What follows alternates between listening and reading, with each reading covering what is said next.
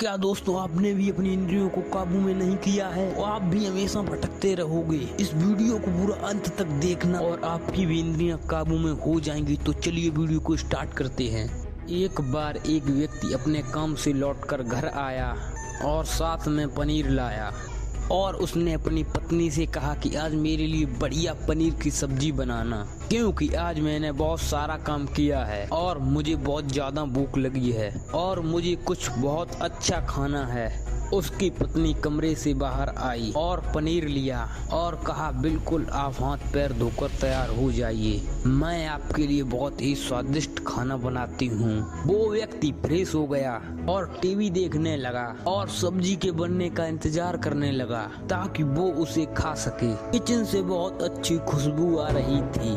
वो व्यक्ति बस सोच रहा था कि जल्दी से खाना बन जाए ताकि मैं अपनी भूख को मिटा सकूं। लगभग 1 घंटे के बाद खाना बन के तैयार हो गया। स्वादिष्ट सा भोजन अब खाने लगने ही वाला था कि उस व्यक्ति ने अपनी पत्नी से पूछा कि खाने में नींबू है कि नहीं, क्योंकि मुझे पनीर की सब्जी में नींबू डालकर खाना है। लेकिन पत्नी ने कहा, नींबू तो खत्म हो गए, आपसे कहा था लेकिन आप भूल गए। व्यक्ति ने अपनी पत्नी से कहा, रुको रुको, अभी खाना मत लगाओ, क्योंकि नींबू के बिना खाने में बिल्कुल भी मजा नहीं आएगा। तो मैं अभी गया और अभी नींबू लेकर आया। वो व्यक्ति वापस से कपड़े पहनकर तैयार हुआ और नींबू के पास वाली दुकान पर गया। जब वहाँ पर देखा तो नींबू नहीं थे। उसका दिमाग क्रोध से भर गया। उसने सोचा कि यार हमारे पास तो नींबू ही नहीं है, चलो थोड़े आगे वाली दुकान पर जाता हूँ, शायद वहाँ नींबू मिल जाएंगे। वो थोड़ा और आगे गया लेकिन वहाँ पर वे नींबू नहीं मिले।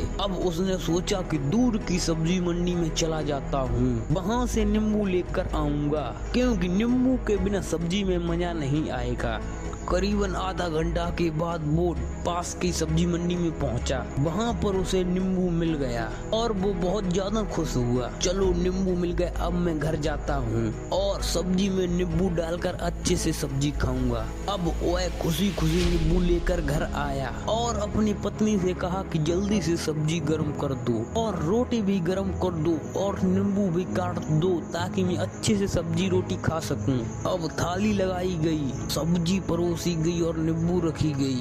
उसकी पत्नी सामने ही बैठी थी और वो व्यक्ति थोड़ी देर के लिए कुछ सोच में पड़ गया। उसके बाद उसने नींबू की प्लेट उठाई और दरवाजे के बाहर की ओर फेंक दी और जोर जोर से चिल्लाने लगा, मैं जीत गया, मैं जीत गया। पत्नी यह सब देखकर घबरा गई कि कहीं ये पागल तो नहीं हो गए, उन्होंने सारे नींबू दरवाजे के बाहर क्यों फेंक दिए। उसकी पत्नी ने उस व्यक्ति पर चिल्लाया और कहा, क्या आप पागल हो गए हो, अभी तो नींबू लेकर आए हो और वो सारे के सारे नींबू बाहर फेंक दिए और अब चिल्ला रहे हो कि मैं जीत गया, मैं जीत गया। पत्नी ने पूछा कि आप किस चीज में जीत गए हो, हुआ क्या है। अब वो व्यक्ति खुशी खुशी बैठ गया और अपनी पत्नी से कहा, आप भी बैठो, शांति रखो, मैं सब बताता हूँ कि क्या हुआ। आज सुबह से ही मेरी जीत मुझे अपने बस में करने की कोशिश कर रही थी। जब मैंने बहुत काम कर लिया तब मुझे बहुत तेजी भूख लगी। जब मैं घर पर आया तो तुमने बहुत ही स्वादिष्ट सब्जी बनाई, उसकी खुशबू मेरी नाक में गई। फिर मेरी जीभ ने कहा, इसे नींबू चाहिए। मैं पास वाली दुकान पर गया लेकिन वहाँ नींबू नहीं मिले। थोड़ी दूर और गया लेकिन वहाँ पर भी नहीं मिले। तो मुझे वह और दूर लेकर गई। मैं उसके बस में आ गया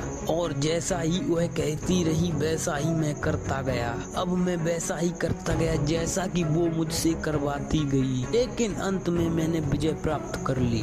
मैंने उसे उठाकर बाहर फेंक दिया, कह दिया कि तुम्हारा मुझ पर कंट्रोल नहीं है बल्कि मेरा तुम पर कंट्रोल है और मैं जीत गया।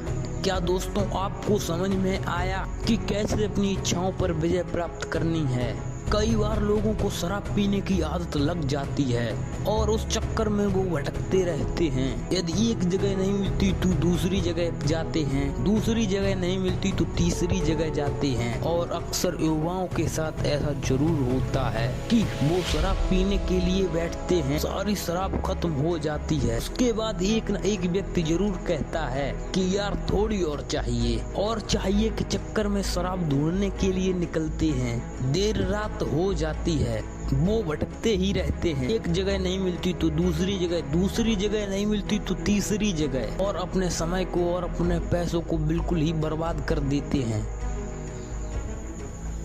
यदि आपने भी अपनी इंद्रियों पर विजय प्राप्त नहीं किया है तो आप भी नींबू की खोज में सिर्फ भटकते ही रहेंगे और हमेशा परेशान रहेंगे। इसीलिए अपनी इंद्रियों पर काबू पाइए और अपने जीवन को खुशी खुशी बिताइए। आशा करता हूँ कि इस वीडियो के माध्यम से आपको कुछ न कुछ सीख जरूर मिली होगी। यदि दोस्तों आपको कुछ न कुछ सीख मिली है तो वीडियो को एक लाइक करके और प्यारा सा कमेंट करके चैनल को सब्सक्राइब जरूर कीजिएगा। मिलते हैं अगली वीडियो में, तब तक के लिए बाय बाय।